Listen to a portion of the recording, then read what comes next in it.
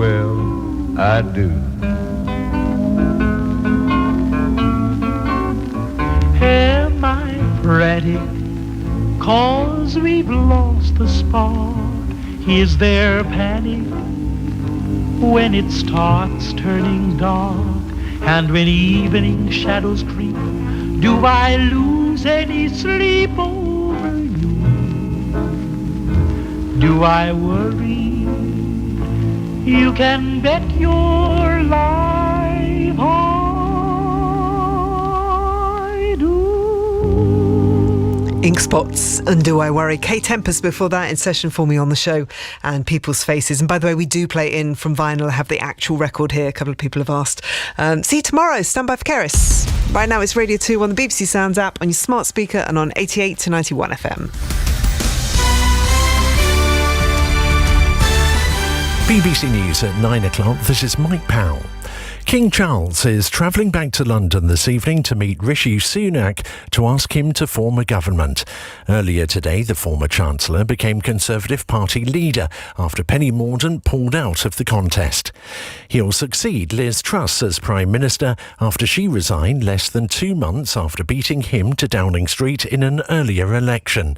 The Conservative MP, Sir Roger Gale, says Mr Sunak should form a cabinet which unites the party. What Rishi has to do is pull in the best people, irrespective of their previous commitments and convictions, and say, right, I'm going to give you this job and I want you to do it to the best of your ability.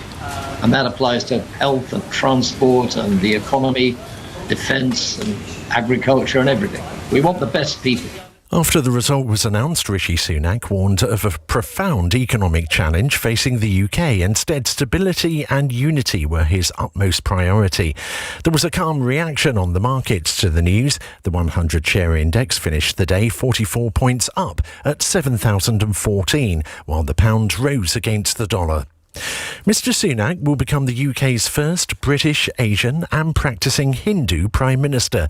These people in Birmingham gave their reaction. We need the representation, especially in the upper echelons of politics. You know, younger people getting the representation that they need moving forward in the country. He needs to stabilise our country's government, because obviously before that we've been changing Prime Ministers like the English weather. Great, congratulations to him and to all of us as minorities. Diversity, tick off a box, that's it. Nothing big, nothing special. Kyiv has accused Russia of deliberately delaying cargo ships delivering Ukrainian grain to the poorest countries. It said Russian inspectors in Turkey were deliberately prolonging inspections, with the result that 165 vessels were held up near the Bosphorus Strait.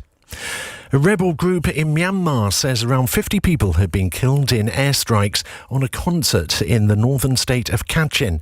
A group of 4 singers are believed to be among those who have died, and around 100 others were injured.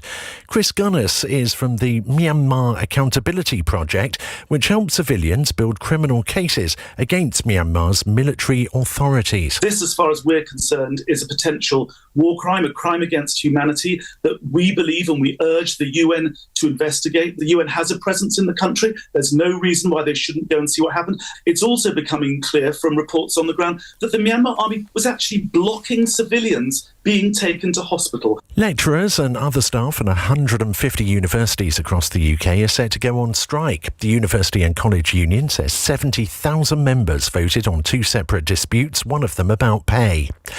A partial solar eclipse is due to take place in the skies above the UK tomorrow morning from around 10 until noon.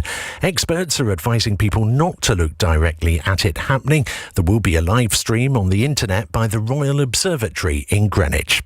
BBC News, it's 3 minutes past 9. Keris Matthews. Listen live on the BBC Sounds app.